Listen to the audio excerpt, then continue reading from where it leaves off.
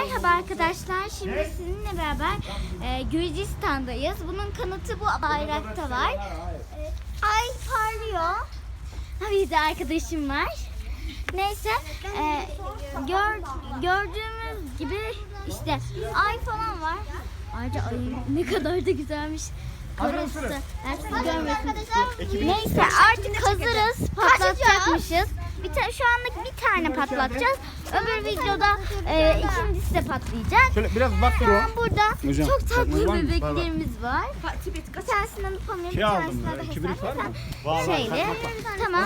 Artık sohbet ve muhabbeti kesip Hadi. hava fişeği atmaya Kerem. başlayalım. Ben tek.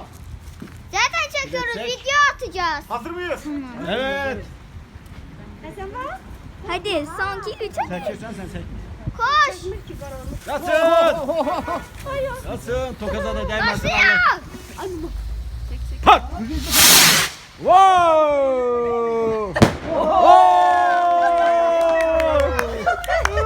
Evet arkadaşlar gördüğünüz gibi bu hava fişek patladı ve yukarıda istekindi.